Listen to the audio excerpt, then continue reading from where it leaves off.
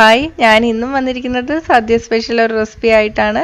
നമുക്കിന്ന് മത്തങ്ങ കൊണ്ട് എരിശ്ശേരി തയ്യാറാക്കി എടുക്കുന്നത് എങ്ങനെയാണെന്ന് നോക്കാം. ഇത് സദ്യക്ക് മാത്രമല്ല, അല്ലാത്ത സമയത്തും നമുക്ക് ചോറിനോടൊപ്പം കഴിക്കാൻ പറ്റിയ നല്ല ടേസ്റ്റ് ഉള്ള ഒരു കറിയാണ്.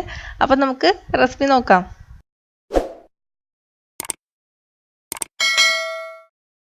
അപ്പോൾ ഇത് തയ്യാറാക്കാൻ വേണ്ടിയിട്ട് ഞാനിവിടെ 1 കപ്പ് വൻപയറാണ് എടുത്തിരിക്കുന്നത്, ചുവന്ന കളർ പയർ.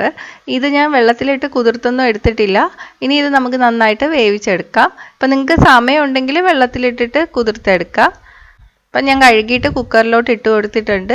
ഇനി പയറിൻ്റെ ഇരട്ടി വെള്ളമാണ് ഞാൻ വച്ചിരിക്കുന്നത്, കാരണം നമ്മൾ കുതിർത്തൊന്നും എടുത്തിട്ടില്ല. അപ്പോൾ കുറച്ച് കൂടുതൽ വെള്ളത്തിൻ്റെ ആവശ്യം വരും.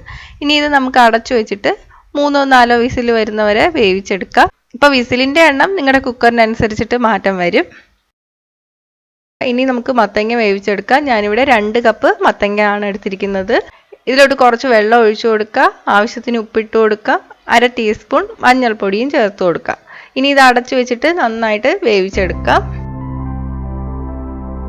മത്തങ്ങ വെന്ത് വരുമ്പോഴേക്ക് നമുക്ക് അരപ്പ് തയ്യാറാക്കി എടുക്കാം. 1/2 കപ്പ് തേങ്ങ, 2 ടീസ്പൂൺ മുളക് പൊടി, 1/2 ടീസ്പൂൺ ജീരകം, 1/2 ടീസ്പൂൺ കുരുമുളക് പൊടി, ഇതെല്ലാം കൂടി ചേർത്തിട്ട് ഒന്ന് അരച്ചെടുക്കാം. വെള്ളം കുറച്ച് ഒഴിച്ചിട്ട് അരച്ചാൽ മതി. തരിതരപ്പായിട്ട് വേണം അരച്ചെടുക്കാൻ വേണ്ടിയിട്ട്. ഇപ്പം മത്തങ്ങ വെന്ത് വന്നിട്ടുണ്ട്. ഇതിലോട്ട് നമുക്ക് വേവിച്ച് വെച്ചിരിക്കുന്ന പയർ ചേർത്ത് കൊടുക്കാം. ഞാനിപ്പോൾ വെള്ളത്തോടൊപ്പം തന്നെയാണ് ഒഴിച്ചു കൊടുത്തിരിക്കുന്നത്. അപ്പം നിങ്ങൾ പയറിലെ വെള്ളം കൂടെ ചേർക്കും മുന്നേ വെള്ളത്തിൻ്റെ ഉപ്പ് നോക്കാം. ചിലപ്പോൾ നമ്മൾ പയർ വേവിക്കാൻ സമയത്ത് ഇട്ട ഉപ്പ് കൂടുതലായിരിക്കും. മത്തങ്ങയിൽ നമ്മൾ ഉപ്പ് ഇട്ടിട്ടുണ്ട്. അപ്പം പയർ വേവിച്ച വെള്ളത്തിലെ ഉപ്പ് കൂടുതലാണെങ്കിൽ വെള്ളം ചേർക്കേണ്ട, പയർ മാത്രം ചേർത്താൽ മതി. ഇനി ഇതിലോട്ട് അരച്ചു വെച്ചിരിക്കുന്ന അരപ്പ് ചേർത്ത് കൊടുക്കാം.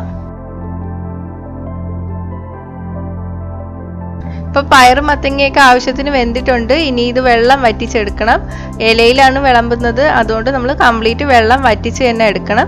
ഇപ്പം അല്ലാത്ത സമയത്ത് നമ്മൾ ചോറിനോടൊപ്പം ഒഴിച്ചു കറിയായിട്ട് വേണമെങ്കിൽ ഇത് വയ്ക്കാം. അപ്പം വെള്ളം കുറച്ച് കൂടുതലുണ്ടായിരുന്നാലും കുഴപ്പമൊന്നുമില്ല. അപ്പോൾ വെള്ളം വറ്റിച്ചെടുത്തിട്ടുണ്ട്. ഇനി നമുക്ക് തീ ഓഫ് ചെയ്യാം. ഇപ്പോൾ ഉപ്പും എരിവും ഒക്കെ പാകമാണ്. 1/2 ടേബിൾ സ്പൂൺ വെളിച്ചെണ്ണ ചൂടാക്കുക. വെളിച്ചെണ്ണ ചൂടായിട്ട് വരുമ്പോൾ കടുക് ചേർത്ത് കൊടുക്കുക. കടുക് പൊട്ടി വരുമ്പോൾ 3 വറ്റൽമുളക്, 2 ചെറിയ ഉള്ളി വട്ടത്തിൽ അരിഞ്ഞത്, 2 തണ്ട് കറിവേപ്പില, 1/4 കപ്പ് തേങ്ങ, ഇതെല്ലാം കൂടി ചേർത്തിട്ട് തേങ്ങ ഒന്ന് ബ്രൗൺ നിറമായി വരുന്ന വരെ വറുത്തെടുക്കാം.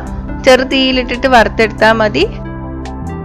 ഇപ്പം ഇത് റെഡി ആയിട്ടുണ്ട്. ഇതിനി നമുക്ക് എരിശ്ശേരിയിലോട്ട് ചേർത്തിട്ട് നന്നായിട്ട് മിക്സ് ചെയ്ത് കൊടുക്കാം.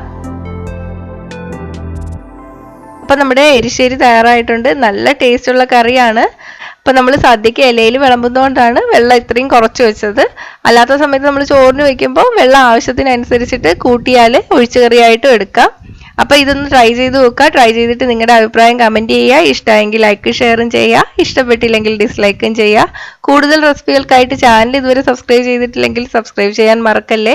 കൂടെ ആ ബെൽ ബട്ടൺ ക്ലിക്ക് ചെയ്തതിന് ശേഷം ഓൾ നോട്ടിഫിക്കേഷൻ സെലക്ട് ചെയ്യുക. അപ്പം ഞാൻ അപ്ലോഡ് ചെയ്ത ഉടൻ തന്നെ എല്ലാ റെസിപ്പീസിൻ്റെ നോട്ടിഫിക്കേഷൻ നിങ്ങൾക്ക് ലഭിക്കും. അപ്പോൾ അടുത്തൊരു റെസിപ്പി ആയിട്ട് കാണാം. ബൈ.